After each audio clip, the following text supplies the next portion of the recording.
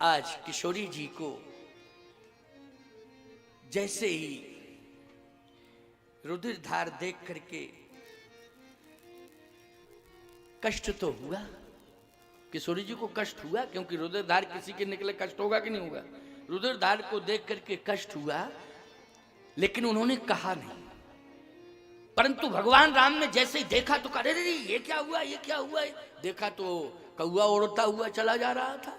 भगवान ने तिनका छोड़ दिया, तृण ते कुलिस कुलिस तृण करई, और तिनका ऐसा पीछे पड़ गया कि कुलिस बन करके कि सब जगह गया, लेकिन किसी ने शरण नहीं दी। समझ में बात आई कि नहीं? किसी ने शरण नहीं दी।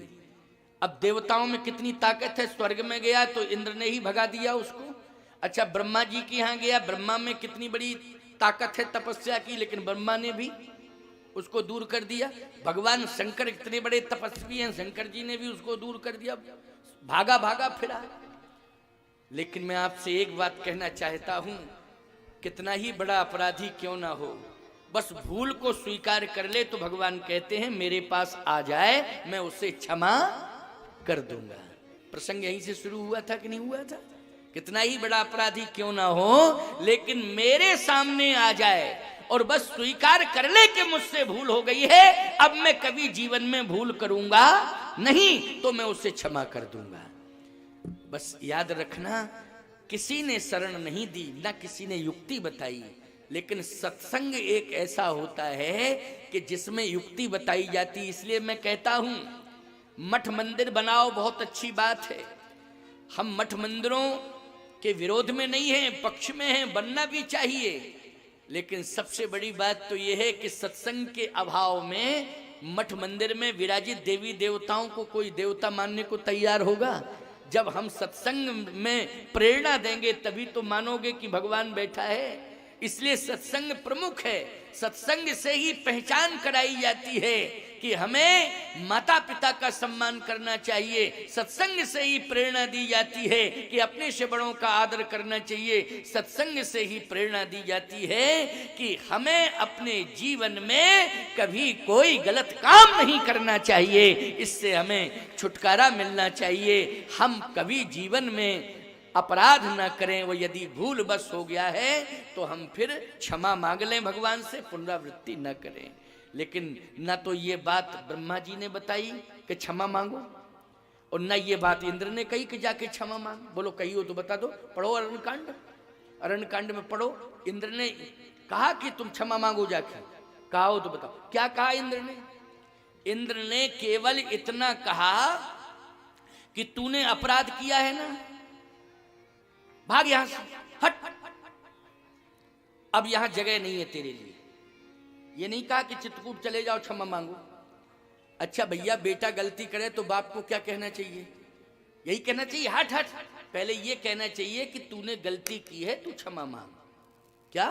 क्षमा मांग, मुझसे ही क्षमा मांग, और फिर जहां गलती करके आया है वहां क्षमा मांग। चल मैं हाथ पकड़ के ले जाता हूं तेरा। यही होना चाहिए कि नहीं होना चाहिए? बोलो भाई।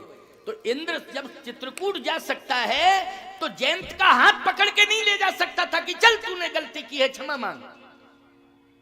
लेकिन इंद्र ने क्या कहा? इंद्र ने कहा हट यहां से, भाग। गोस्वामी जी कहते धर निज रूप गयऊ पितु पाही,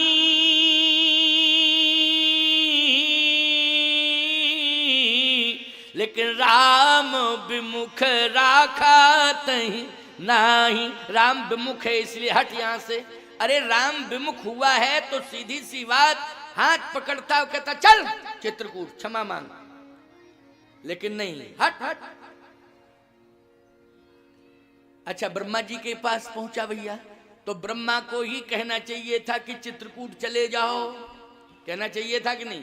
वापस जाओ चित्रकूट, गलती जहां से की वहीं जाओ। लेकिन ब्रह्मा ने भी शंकर जी के पास गया, शंकर जी ने भी नहीं कहा।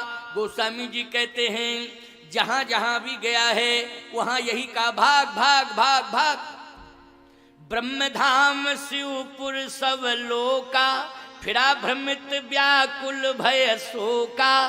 काहू बैठन कहा न वोही, राख को सकई राम कर। लेकिन याद रखना, एक संत ऐसा है जिसके सत्संग ने हृदय बदल दिया। किसने? एक संत के सत्संग ने। देखो, मैं कोई प्रशंसा नहीं कर रहा हूं बैठा बैठा साधु संतों की कि मैं साधु हूं, कथावाचक हूं, इसलिए भाई जो सत्य बात है उसको कह रहा हूं, और मानना चाहिए कि नहीं मानना चाहिए, वो सही बात है। नारद देखे विकल जयंता, तो लाग दया कोमल चित संता। नारद जी को दया लगी, का रुक रुक रुक रुक। बाकी तो सब कहते भाग भाग भाग भाग, नारद जी बोले रुक रुक रुक रुक रुक। बोलो अंतर है कि नहीं? इंद्र कह रहा भाग, ब्रह्मा जी कह रहे भाग, शंकर जी बोले भाग, और नारद जी कह रहे रुक रुक रुक रुक रुक। बोलो अंतर है कि नहीं? जयंत बोला फालतू की बात कर रहे हो बाबा, बड़े बड़े लोग हमको नहीं रोक पाए, सब भगाते चले जा रहे हैं, लेकिन तुम रुकने की बात कर रहे हो। नारद जी ने कहा हाँ मैं रोक रहा हूं, तो रुक तो जाओ, हमारी बात तो। अरे बोले मैं मर रहा हूं, मरने जा रहा हूं। अरे मरने के पहले हमारी बातें सुन के मरो तो क्या दिक्कत है? क्यों भाई, जब मरना ही है तो हमारी बात सुन के मरो, क्या दिक्कत की बात है? अच्छा एक बात बताओ, मरना तो सबको है, लेकिन सत्संग सुन के ही मरो तो क्या दिक्कत की बात है? भाई मरना तो सभी को है, कौन नहीं मरेगा? मरेंगे तो सभी मरेंगे, कोई नहीं बचेगा इस संसार। आया है सो जाएगा, राजा रंक फकीर। कौन है इस संसार में जो आया गया ना हो? सबको जाना पड़ेगा, लेकिन सत्संग सुन के हम मरे जाएं तो तरेंगे। नारद जी ने कहा कि हमारी बात सुन लो, सत्संग सुन लो। अरे सत्संग, टाइम नहीं मेरे पास। अरे सत्संग के लिए टाइम नहीं है, थोड़ा सा निकाल लो। कितना? एक घड़ी आधी घड़ी। लो कितनी बड़ी छूट दे रहा हूं। नारद जी बोले कितनी बड़ी छूट दे रहा हूं? एक घड़ी। जंत बोला नहीं, एक घड़ी का टाइम, आधी घड़ी। आधी घड़ी, थोड़ा टाइम निकाल ले भैया। है बोले आधी घड़ी भी नहीं है तो आधे में पुनी आध। बोलो कितनी बड़ी छूट दे दी है? बोलो बहुत बड़ी छूट मिल रही है सत्संग में कि नहीं मिल रही? ये दोहा मेरा बनाया हुआ है क्या? अरे टाइम नहीं है तेरे पास सत्संग के लिए, एक घड़ी का कोई बात नहीं, आधी घड़ी दे दे मुझे, आधी घड़ी दे दे। एक घड़ी आधी घड़ी, इतना भी नहीं, नहीं आधा में पुनियाद, आधे में से आधा दे। सोचना पड़ेगा। बोलो सत्संग के लिए टाइम देना चाहिए कि नहीं देना चाहिए? है थोड़ा सा ही दे दो समय। बहुत से लोग तो ऐसे हैं कि उनको फुर्सत ही नहीं, कहते फुर्सत नहीं है, कहते फुर्सत नहीं है। जिंदगी जब तक रहेगी फुर्सत न होगी काम से। है? जिंदगी जब तक रहेगी फुर्सत न होगी काम से। कुछ समय ऐसा निकालो प्रेम कर लो राम से। फुर्सत निकालनी पड़ेगी, किसी को फुर्सत नहीं, निकालना पड़ेगा। समय निकालिए आप, सत्संग के लिए निकालिए। इधर महामृत्युंजय का अनुष्ठान चल रहा है और थोड़ी देर बाद सूचना आती है कि नियंत्रण में जहां डॉक्टर कहता है प्रयास चल रहा है लेकिन गारंटी कुछ नहीं है, लेकिन इधर महामृत्युंजय का अनुष्ठान हुआ और भगवान शिव का ये चमत्कार कि थोड़ी देर बाद सूचना आती है कि अब स्थिति नियंत्रण में है, अब खतरे से बाहर। भगवान शिव की कृपा। तो कहने का तात्पर्य मेरा ये है, लेकिन भगवान शिव ने भी एक ऐसी स्थिति आई जयंत के साथ कि भगवान का बाण देखा पीछे तो कहा राम कीन चाहें सोई होई। शंकर जी ने कहा भाभी मैट सके त्रिपुरारी तो है, लेकिन जब रामई जी मारने के लिए आमादा है, उनका बाण पीछे से चला आ रहा है, तो शंकर जी ने कहा भाग गया। लेकिन नारद जी ने रोका। बोलो रोका कि नहीं? बाण को भी देखा नारद जी ने कि ये राम जी का बाण है, और नारद जी ने रोका भी कि रुको। और जयंत बोला कि रुकें, मरने जा रहे हैं, अब तुम रोक रहे हो, क्या प्राण बचा सकते हो? नारद जी ने कहा, हाँ, हमारा सत्संग अगर ठीक से सुन लोगे तो तुम्हें जीवन मिल जाएगा, जीवन मिल जाएगा। और एक बात आपको बतावें, जो व्यक्ति सत्संग से दूर है, भले ही वो समाज में जिंदा है, लेकिन मुर्दे के समान है प्यारे, उसको हम जिंदा नहीं मानते, वो मुर्दे के समान है जिसने जीवन में सत्संग नहीं किया है प्यारे। आज नारद जी ने कहा कि टाइम नहीं है तेरे पास, थोड़ा सा टाइम, जैसे वो महात्मा, थोड़ा सा टाइम है, हाँ है तो क्या कर रहे हो? कहे हम कर रहे हैं कुछ उपाय, कान में लग गए, चलो इससे मुक्ति मिल जाए। इसलिए उन्होंने जो है एक मंत्र जो है, जिसको तारक मंत्र कहते हैं, उसके कान में फूंक दिया होगा कि चलो इससे मुक्ति मिल जाए। लेकिन लोग विश्वास नहीं कर रहे थे कि मुक्ति वाला मंत्र सुनाया। तो महात्मा जी ने एक ही बात कही कि भैया, इस व्यक्ति को फुर्सत नहीं मिल रही थी, तो आज इसे फुर्सत मिली तो हम इसे कथा सुना रहे हैं, क्योंकि आज ही मिल पाई इसको फुर्सत। लेकिन वो सत्य तो ये था भैया कि वो तारक मंत्र था, चलो इससे मोक्ष मिल जाए। लेकिन आप कहोगे जब प्राण निकल गए तो आत्मा घूमती रहती है, जब तक अंत्येष्टि नहीं हो जाती है तब तक आत्मा चारों तरफ जो है घूमती रहती है। समझ गए हो कि नहीं? इसलिए काशी में मरने पर मुक्ति क्यों मिलती है? भगवान शंकर कहते हैं कि काशी में जो मरता है उसे मैं तुरंत राम मंत्र सुना देता हूं, उसी से उसे मोक्ष मिल जाता है। तो राम का नाम और राम की कथा, ये दोनों आपके लिए कल्याणकारी हैं, सभी के लिए कल्याणकारी हैं, राम का नाम और राम की कथा। तो नारद जी ने कहा थोड़ा सा सुन ले। अच्छा सुना दो। सत्संग में क्या कहा? कहीं मत जाओ, फिर चित्रकूट जाओ। क्या करेंगे चित्रकूट में? अपराध तूने वहीं से किया, फिर कहे बस सीधे जाके चरण पकड़ लेना और कुछ नहीं, बहस मत करना, सीधा चरण पकड़ना और कहना क्षमा करो क्षमा करो क्षमा करो क्षमा करो। और ये जरूर कहना कि हे प्रभु आप मुझे क्षमा कर दो, अब मैं कभी पुनरावृत्ति नहीं करूंगा अपराधों की, ये जरूर कहना। अच्छा बोलो, ये युक्ति किसने बताई? जल्दी बोलो। संत ने बताई कि नहीं बताई? बस इतना ही कहना, ज्यादा कुछ नहीं। क्षमा करो क्षमा करो क्षमा करो, अब मैं कभी गलती करूंगा नहीं। वाह, सावधान को कृपाल रघुवीर शम, ऐसो को उदार जगमाही, बिन सेवा जो द्रवहि दीन पर, राम सरस को नहीं। भगवान के समान कौन कृपालु होगा? नारद जी ने जैसे कहा कि और कोई उपाय नहीं है, मेरी बात मानो, यही सत्संग है तेरे लिए, मेरा सुझाव ही सत्संग है, तुम वापस जाओ चित्रकूट और जाके चरण पकड़ लेना। अच्छा बोलो, कथा के द्वारा हम तुम्हें भगवत शरणागति दिला रहे हैं कि नहीं दिला रहे हैं? क्या दिला रहे? भगवत शरणागति, कि भगवान की शरण में हो जाओ, भगवान की शरण में हो जाओ, तुम्हारा कल्याण हो जाएगा। बोलो, यही मंत्र तो मैं दे रहा हूं। कथा का विस्तार कितना ही क्यों ना कर दूं, लेकिन मंत्र तो यही है तुम सबके लिए कि भगवान की शरण में हो जाओ, तुम्हारा उद्धार हो जाएगा, कल्याण हो जाएगा। सारी यादियां व्याधियां जितनी भी हैं भगवान सब अपने ऊपर ले लेंगे और तुम्हें यादि व्याधियों से मुक्त कर देंगे। बोलो भाई, ये सत्संग का प्रभाव। आज नारद जी ने कहा अगर मानो बात तो ठीक है, नहीं तो मरो फिर।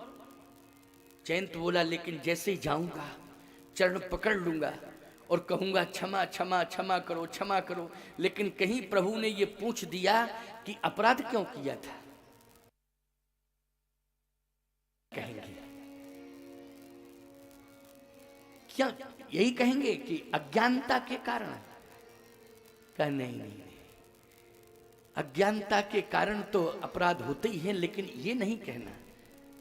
फिर क्या कहना? नारद जी ने कहा बस इतना कहना कि प्रभु चित्रकूट में आकर के मैंने अपराध इसलिए किया क्योंकि आपका प्रभाव चारों तरफ से बढ़ रहा था, चारों तरफ से प्रभाव बढ़ रहा था। तो मैंने कहा कि जरा प्रभाव को देख लूं, प्रभाव को देख लूं थोड़ा सा मैं। कितना बड़ा प्रभाव है। तो प्रभाव देखने के चक्कर में ये भूल हो गई। भगवान ने कहा कि जयंत बोला अच्छा ठीक है इतना कह दूंगा, लेकिन कहीं उन्होंने अगर कह दिया कि प्रभाव तो देख लिया, ना ब्रह्मा जी ने रक्षा कर पाई, न शंकर जी ने रक्षा कर पाई, तेरे बाप ने खुद रक्षा नहीं कर पाई, अब वापस क्यों आ गया?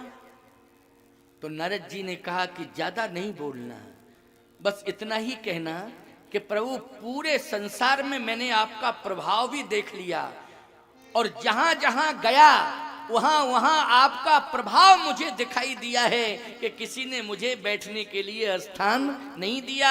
इतना बड़ा प्रभाव आपका मैंने देख लिया। लेकिन हे प्रभु संत नारद जी, क्या बात है, कितनी बढ़िया युक्ति बता रहे हैं, धन्य है। इसलिए तो कहता हूं संतों के पास जो युक्ति है वो युक्ति तो किसी के पास हो नहीं सकती है। इसलिए संतों की शरण में जाना तो बहुत आवश्यक है। नारद जी ने कहा वो भी युक्ति में बता देता हूं, तू घबरा नहीं। अगर कह दिया क्यों आ गया तो ज्यादा नहीं कहना, इतना ही कहना कि आपके स्वभाव को सुन के आ गया।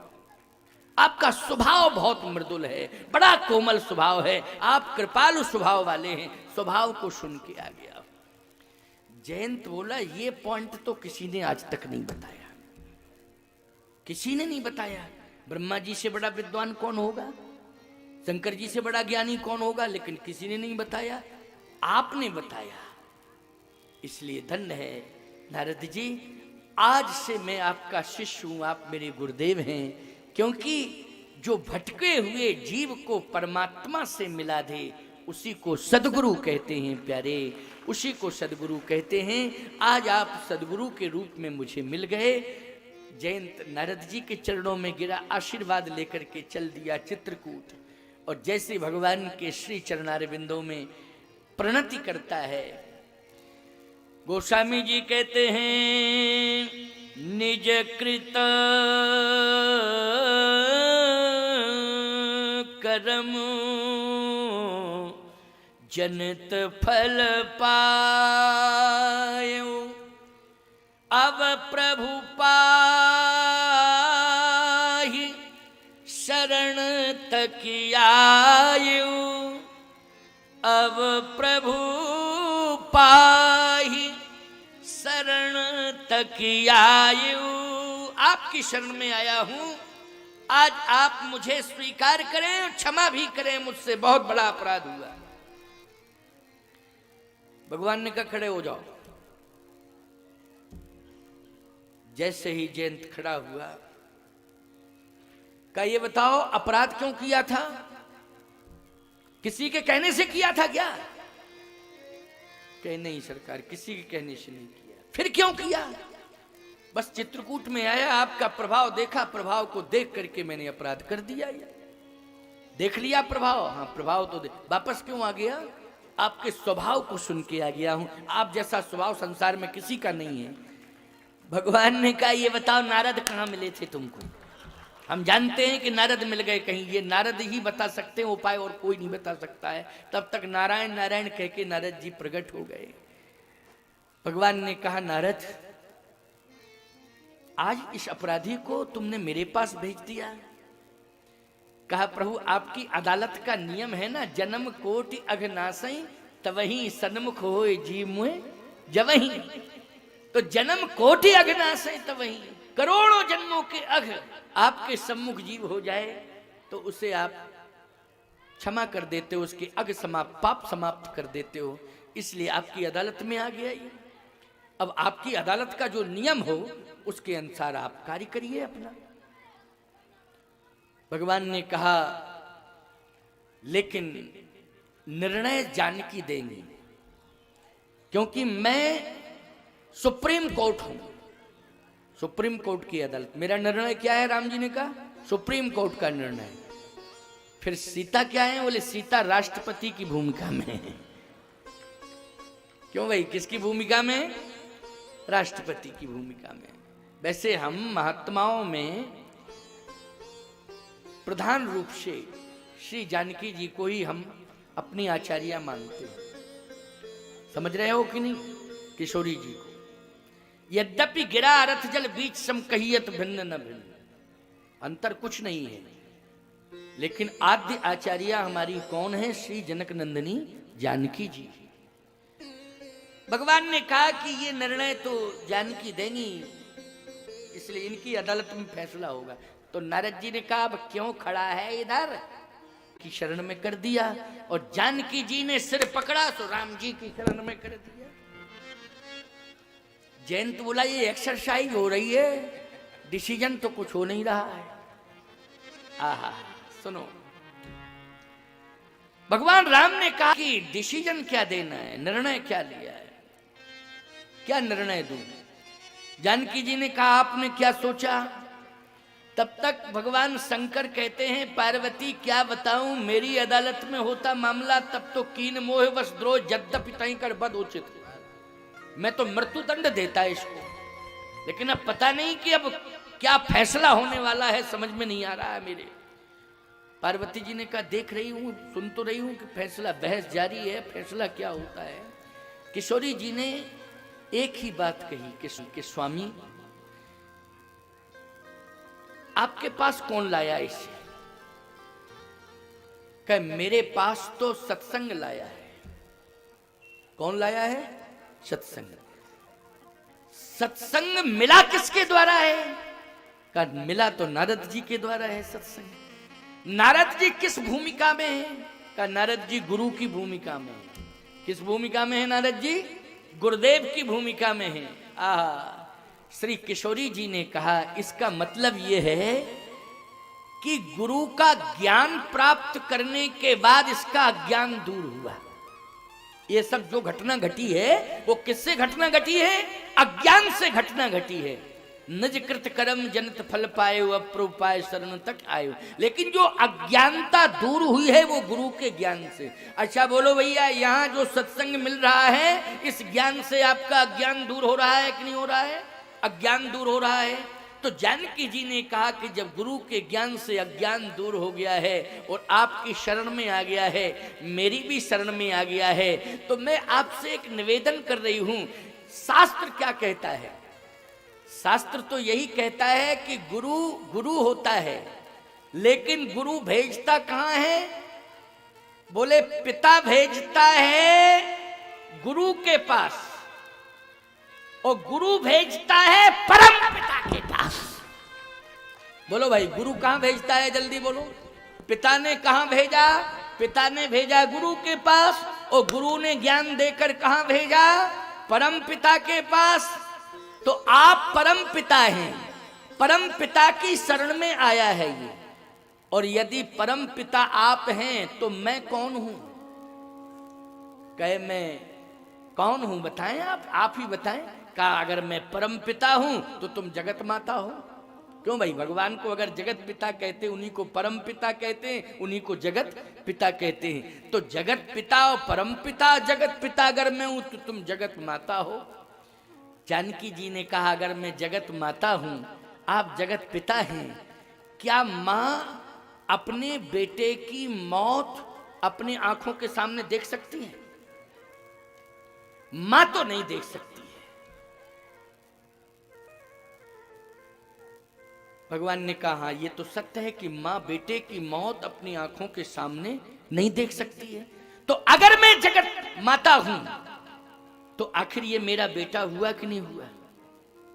बस अज्ञानता के कारण ये हमसे दूर हुआ। अज्ञानता के कारण ही इसने मेरा अपमान किया। और जितने भी पुत्र हैं ईमानदारी से बताओ, अगर मां का अपमान कर रहे हैं तो ये अज्ञानता के कारण कर रहे हैं कि नहीं कर रहे हैं? इसलिए मैं कहता हूं कि आज अगर घर में माँ बाप का सम्मान संतान के द्वारा नहीं हो रहा है तो ये अज्ञानता है। इस अज्ञानता को दूर करने के लिए गांव-गांव में राम कथा होना आवश्यक है, संतों के द्वारा सत्संग होना आवश्यक है, तभी ये अज्ञानता दूर होगी। वरना ये अज्ञानता दूर होने वाली नहीं है, चाहे जितनी कोशिश कर लेना, चाहे जितना प्रयास कर लेना। आज जानकी जी ने कहा सत्संग मिला गुरु के द्वारा, अज्ञानता दूर हुई, ये शरण में आ गया है। लेकिन शरण में अगर आ गया है तो आज आप इतनी कृपा कर दें कि मृत्यु दंड न दें, क्योंकि मैं मां की भूमिका में हूं, इसलिए मैं मौत नहीं देख सकती हूं, इसलिए मृत्यु दंड नहीं, सजाए मौत की वजह सजाए माफ कर दिया जाए, मेरी तरफ से तो यही डिसीजन है। भगवान राम ने कहा कि डिसीजन तो कंफर्म हो गया कि सजाए माफ, लेकिन थोड़ा बहुत दंडित करना चाहिए कि नहीं, थोड़ा बहुत तो दंड देना चाहिए। किशोरी जी ने कहा मौत के अलावा आप कोई भी दंड दे सकते हैं, मौत नहीं, कोई भी दंड दे सकते हैं आप मौत के अलावा। भगवान ने कहा तो मैं दंड दे रहा हूं, फिर बाद में मत कहना। किशोरी जी ने कहा नहीं, मौत नहीं, मृत्यु दंड नहीं, इसके अलावा आप स्वतंत्र हैं, कोई भी दंड दें, मुझे कोई दिक्कत नहीं। अब नारद जी खड़े हैं, भगवान देख रहे हैं जयंत को। देखते देखते भगवान ने कहा कि दृष्टि दोष है। क्या है? दृष्टि दोष। क्यों भाई? डिसीजन क्या आया? दोष किसका है? दृष्टि का दोष है। इसने मां को मां की दृष्टि से नहीं देखा है। अगर मां को मां की दृष्टि से देखता तो ये करता ही नहीं। क्यों भाई? ये जो प्रहार किया है इसने, ये प्रहार करता है। अगर मां को मां की दृष्टि से देखता, नहीं करता, कभी नहीं। अगर पुत्र जो है मां को मां की दृष्टि से देखे तो अपमान नहीं कर सकता है, वो मां का कहीं अपमान किया जाता है। लेकिन जब उसकी आंखों पर अज्ञानता का जाला छा जाता है, अज्ञानता का मोतियाबिंद आ जाता है, तो उसे मां दिखाई नहीं देती, अपमान कर देता है। बोलो करता है कि नहीं करता है? इसी कंडीशन में अपमान करता है। तो इसकी आंखों पर निश्चित रूप से अज्ञानता का मोतियाबिंद है। नारद जी ने कहा है, तो भगवान ने कहा लेकिन बात यह है कि दो आंखें हैं, तो दोनों आंखों में आ गया मोतियाबिंद। अगर दोनों आंखों में मोतियाबिंद आ गया होता तो निश्चित रूप से ये अपनी मां का भी अपमान करता स्वर्ग में जाके। लेकिन इसे अपनी मां तो मां के रूप में दिखाई दे रही है, लेकिन दूसरे की मां इसको मां के रूप में दिखाई नहीं दे रही है। ये अंतर समझ में आ रहा है। क्यों भाई? ये अंतर समझ में आ रहा है ना। दूसरे की मां मां के रूप में दिखाई नहीं दे रही है, अपनी मां मां के रूप में दिखाई दे रही है। दूसरे की बहन बहन के रूप में दिखाई नहीं दे रही है, अपनी बहन बहन के रूप में दिखाई दे रही है। दूसरे की बेटी बेटी के रूप में दिखाई नहीं दे रही है, अपनी बेटी बेटी के रूप में दिखाई दे रही है। ये दृष्टि दोष है कि नहीं? बोलो भाई। आज यही भूल सबसे ज्यादा हो रही है समाज में। यही भूल सबसे ज्यादा हो रही है कि अपनी बेटी तो बेटी के रूप में दिखाई दे रही है, लेकिन दूसरे की बेटी बेटी के रूप में दिखाई नहीं दे रही है। अपनी बहन तो बहन के रूप में एक बार दिखाई दे रही है, लेकिन दूसरे की बहन बहन के रूप में दिखाई नहीं दे रही। बोलो ये सबसे बड़ा दोष है समाज का कि नहीं? और याद रखना, इस दोष को अगर दूर करना है कि अपनी मां पराई मां, अपनी बेटी पराई बेटी, अपनी बहन पराई बहन, ये दोनों समान रूप से दिखाई देने लगे, इसके लिए सत्संग करना आवश्यक है, कथाएं सुनना आवश्यक है। बिन सत्संग विवेक न होई, राम कृपा बिन सुलभ न सोई।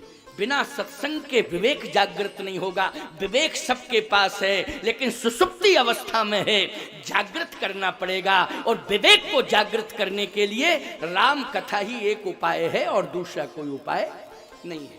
इसलिए राम कथा ये माध्यम है। आज भगवान ने कहा कि सजा दूंगा, लेकिन दृष्टि में दोष आया है तो दो आंखें हैं, एक आंख फोड़ूंगा। दोनों नहीं, एक फोड़ूंगा। क्यों?